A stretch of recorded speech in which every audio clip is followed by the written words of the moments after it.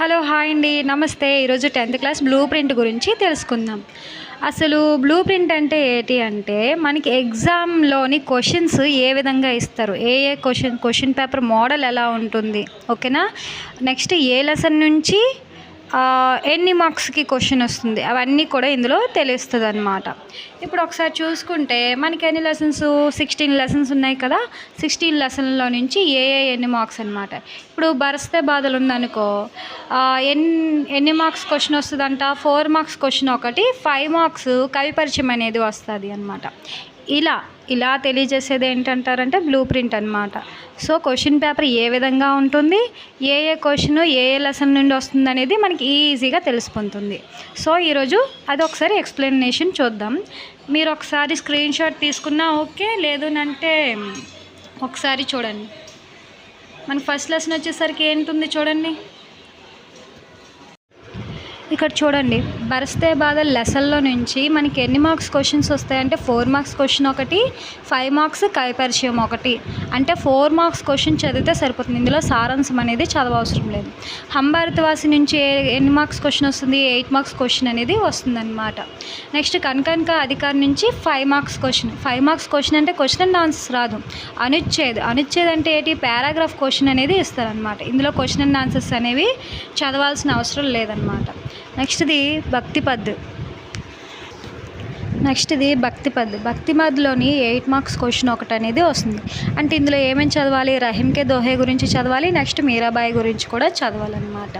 Next నీతి దోహేలో నుంచి 4 marks question ఏమొస్తుందంటే కంపల్సరిగా దోహే అనేది వస్తుంది అనమాట. దోహే కంపల్సరిగా వస్తుంది కాబట్టి మనం ఇది ఖచ్చితంగా చదవాలి. 4 మార్క్స్ గ్యారంటీ క్వశ్చన్ అనమాట. ఇప్పటి వరకు మనం చెప్పుకుంది పద్యభాగు, ఓకేనా. గద్యభాగు నుంచి ఈద్గాహ్ నుంచి 4 మార్క్స్ క్వశ్చన్ అనేది వస్తుంది.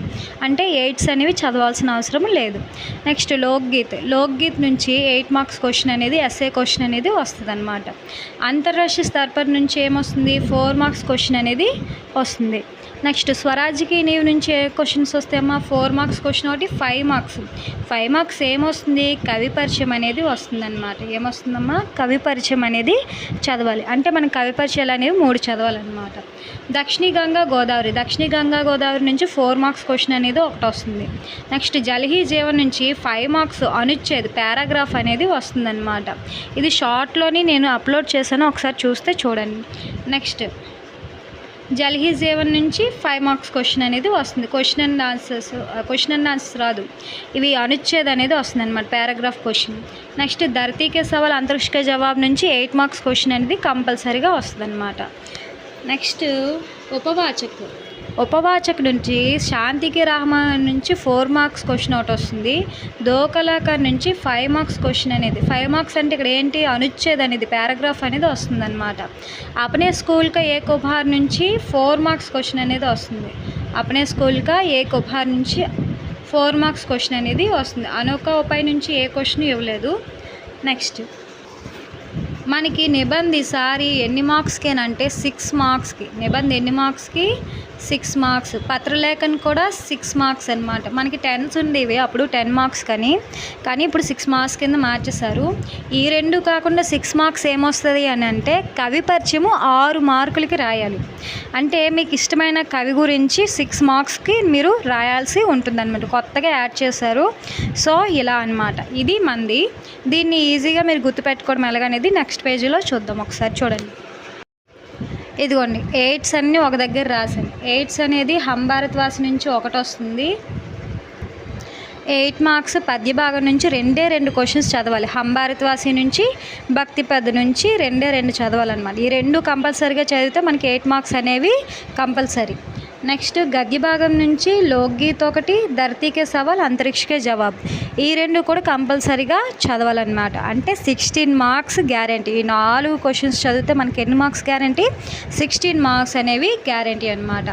నెక్స్ట్ పద్యభాగం నుంచి 5 మార్క్స్ ఏటేటి వస్తాయంటే బరస్తే బాధల్, నీతి దోహే అండ్ గద్యభాగం నుంచి స్వరాజ్కి నీవు. అంటే ఈ 3 కూడా కంపల్సరీగా చదివితే మనకి ఎన్ని మార్క్స్ వస్తాయి, ఇక్కడ ఒక 5 మార్క్స్ వస్తాయి. పద్య భాగం నుంచి ఒక 5 మార్క్స్, గద్య భాగం నుంచి 5 మార్క్స్, ఖచ్చితంగా 10 మార్క్స్ అనేవి గ్యారంటీ అనమాట. సో ఈ 2 చదువుకుంటే, ఈ 3 కవి పరిచయాలు చదువుకుంటే మనకు ఒక 10 మార్క్స్ అనేవి గ్యారెంటీ. అంటే ఇందులో ఆప్షనల్ చూడొద్దు. ఇంకెవరు నచ్చక ఇంకేదైనా ఇచ్చారనుకోండి మనకి ఇబ్బంది అవుతుంది. కాబట్టి ఈ 3 క్వశ్చన్స్ చదివితే మనకి ఎన్ని మార్క్స్ వస్తాయి? 10 మార్క్స్ అనేవి వస్తాయి. నెక్స్ట్ చూడండి 5 మార్క్స్ పారాగ్రాఫ్ క్వశ్చన్స్ అనమాట, చూసి రాయడమే. గణకన్ కా అధికారి, జల్ హీ జీవన్, దో కలకర్.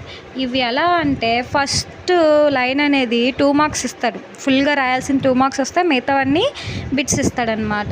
ఇప్పుడు 8s అయిపోయి, 5s అయిపోయి, 5 మార్క్స్ అయిపోయి. ఇవి ఎన్ని మార్కులకి ఇస్తారు టోటలు? ఇవి 10 మార్క్స్, ఇవి 16 మార్క్స్, ఇవి 5 మార్క్స్, ఇవి 2. ఓకేనా? నెక్స్ట్ 8s అయిపోయి, 5s అయిపోయి. ఇప్పుడు 4s పద్య భాగం నుంచి బరస్తే బాధల నుంచి 1, నీతి దోహే నుంచి 1. ఇది 2 కంపల్సరీ. ఇందులో నీతి దోహే నుంచి ఖచ్చితంగా ఒక దోహే అనేది కంపల్సరీ ఇస్తారు కాబట్టి మనం బై హార్ట్ చేస్తే సరిపోతుంది. అంటే నీతి దోహే ఖచ్చితంగా దోహే అనేది చదవాలి. నెక్స్ట్ ఈద్గా, అంతర్రాష్ట్రీయ స్థాయి పర్ హిందీ, స్వరాజ్యకి దక్షిణీ గంగా గోదావరి. ఇందులో నుంచి మనకి 2 వస్తాయి, ఖచ్చితంగా 2 క్వశ్చన్స్ అనేవి వస్తాయి.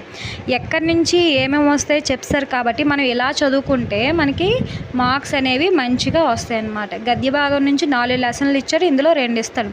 అలాగని మీరు 2 చదవద్దు, ఈ 4 లెసన్లు చదువుకుంటే 4 మార్క్స్ అనేవి గ్యారంటీ అనమాట. నెక్స్ట్ శాంతికి రాహంనే అప్నే స్కూల్కి ఏక్ ఉపహార్. ఈ రెండిట్లో నుంచి 1, శాంతికి రాహమే నుంచి అప్నే స్కూల్కి ఏక్ ఉపహార్ నుంచి 2లో ఖచ్చితంగా ఒకటి వస్తుంది. కాబట్టి ఈ 2 చదువుకుంటే మనకి 4 మార్క్స్ అనేవి గ్యారంటీ. సిడి వాళ్ళైతే ఆప్షనల్గా చదవండి, ఏబీ వాళ్ళైతే మాత్రం ఫుల్గా చదవండి. ఓకేనా? నెక్స్ట్ పత్రలేఖను 6 మార్క్స్, 1 నిబంధ 1 6 మార్క్స్, టోటల్ 12 మార్క్స్. ఇవి కాకుండా మనకి ప్రీ కవి అనేది ఒకటి ఇచ్చారనమాట. ఏంటిది? ప్రీ కవి అంటే మీరు ఇష్టపడిన ఒక కవి గురించి రాయమని 6 మార్క్స్ క్వశ్చన్ యాడ్ చేశారు ఈ టైంలో. సో ఇదొకటి చదువుకోవాలన్నమాట. ఇది మనకి బాగా రాయడానికి ఎక్కువ మార్క్స్ రావాలంటే ప్రేమ్చంద్ గురించి చదవండి. నెక్స్ట్ సుమిత్రానందన్ పంత్ గురించి కూడా చదవండి. అప్పుడు మనం ఈజీగా రాసుకోవచ్చు, దానికి ఉపయోగపడుతుంది, దీనికి ఉపయోగపడుతుంది అనమాట. ఇది మీరు ఈజీగా నేర్చుకుంటే 100కి 100 మార్క్స్ గ్యారంటీగా వస్తాయన్నమాట. ఇవి కాకుండా భాషకి బాత్ అనేది ఉన్నాయి, అది ఒకసారి చూసుకుందాం. నెక్స్ట్ వ్యాకరణ వచ్చేసరికి మనకి 15 బిట్లు ఉంటాయమ్మా. ఇందులో ఫస్ట్ ఇది వచ్చేసరికి తత్సం తద్భవ్ అనేది ఇస్తాడనమాట. నెక్స్ట్ ఇది క్రియ. నెక్స్ట్ ఇది వచ్చేసరికి సంఖ్య, అంటే వాడు ఒక అంకె ఇస్తాడు. 1900 ఇచ్చారనుకోని 1900 అని మనం రాయాలన్నమాట. నెక్స్ట్ ఇది కారక్, 20 బిట్ ఏటమ్మా కారక్. 21 వచ్చేసరికి పర్యాయ శబ్ద్, 21 ఏంటమ్మా పర్యాయ శబ్ద్. నెక్స్ట్ 22 విలోమ్ శబ్ద్. నెక్స్ట్ 23 సమాస్. నెక్స్ట్ ఏమో సంధి విచ్ఛేద్. నెక్స్ట్ 25 వచ్చేసరికి ఉపసర్గ, అంటే ముందు పదాన్ని చూపించమని అంటారనమాట. ప్రత్యయ అంటే వెనక పదం. ఓకేనా? ప్రత్యయ అంటే వెనక పదం ఏంటనేది చూపించాలి. నెక్స్ట్ మొహావర అనేది ఎక్కడుందనేది గుర్తించడమే. నెక్స్ట్ లింగ్ వచ్చేసరికి మనం లింగ్ అనేది మార్చాల్సి ఉంటుందన్నమాట. వచన్ బదల్నాలో నెక్స్ట్ 29 బిట్ వచన్ అనమాట. ఆ వచన్ అనేది మార్చాల్సి ఉంటుంది, పూర్తి వాక్యాన్ని మనం మార్చాలి. కాల్ కూడా మనము అందులో ఏదనేది కరెక్ట్గా గుర్తించాలన్నమాట. నెక్స్ట్ 31 ఏంటంటే శుద్ధ రూప్, వాడు ఒక తప్పు వాక్యాన్ని ఇస్తాడు, మనం సరిచేయాలన్నమాట. ఇది ఒకసారి ఎగ్జాంపుల్తో చూస్తే మీకు అర్థమవుతుంది. ఇక్కడ చూడండి, భాషకి బాత్లో ఫస్ట్ డేట్ అనుకున్నాం, తత్సం తద్భవ్ అనుకున్నాం. ఇక్కడ కిరప ఇచ్చాడు, కిరప ఇచ్చి తత్సం రూప్ అడిగాడు అనమాట. తత్సం రూప్ ఇక్కడ ఏంటమ్మా కృప. ఓకేనా? ఏంటమ్మా ఆన్సర్ కృప. ఇలా టిక్ చేసి మనం రాయాలన్నమాట. నెక్స్ట్ హమ్ జీవన్ జ్యోతి జలాయంగే, క్రియాపదం అనమాట. క్రియాపదం ఎప్పుడు ఎక్కడ ఉంటుంది? లాస్ట్లో ఎక్కువ ఉంటుందన్నమాట. జలాయంగే అన్నిట్లో ఏంటిది? లాస్ట్ 1 కాబట్టి ఇది టిక్ చేయాలన్నమాట. నెక్స్ట్ 1900 అక్షరోమే అంటే వాడు ఒకటి పదం ఇచ్చేస్తాడు, మనము అంకీలు అనేవి గుర్తుపెట్టాలన్నమాట. ఇది 19th బిట్ 1900 అంటే ఏంటమ్మా 1900. ఇలా టిక్ చేయడమే, టిక్ చేసి మన దాంట్లోని నెంబరింగ్ వేసి ఆన్సర్ చేయడమే, అంతే అనమాట. నెక్స్ట్ మోసిన్ కే పాస్, కే అనేది కారక చిహ్నం అనేది ఇలా గుర్తుపెట్టాలన్నమాట. అర్థమవుతుందా మీకు? ఈ విధంగా చేసేయడమే, ఇంకేమీ లేదు. నెక్స్ట్ వచ్చేసరికి ఇదేంటిది, విలోమ శబ్ద్. ఏంటమ్మా, విలోమ శబ్దం. మహత్వపూర్ణ కాబట్టి ఏమొస్తుంది, మహత్వహీన్. ఇది రాయాలి.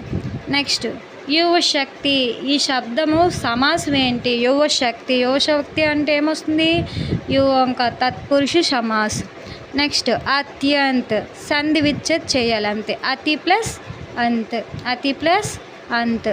నెక్స్ట్ నిరాశ. నిరాశలోని ఉపసర్గ నిర్ ప్లస్ ఆశ. నెక్స్ట్ నైతిక్. నైతిక్లో ప్రత్యయ కాబట్టి లాస్ట్ వచ్చే పదమే కదా ఇక్. ఓకేనా, ఇక్ అనేది అవుతుందన్నమాట. నెక్స్ట్ ఇందులో ఏటి కనుక్కోమన్నాడు, ముహావరే ఎక్కడుంది కనుక్కోమన్నాడు. హమ్ అనేది ముహావర అవుతుందా, యహ అనేది ముహావర అవుతుందా, కాదు. తబాహి మచానా అనేది ముహావరే అవుతుంది కాబట్టి దీనికి టిక్ చేయాలి. నెక్స్ట్ భక్తి భావనకి ఆరాధన. ఇందులోనేంటి, లింగ్.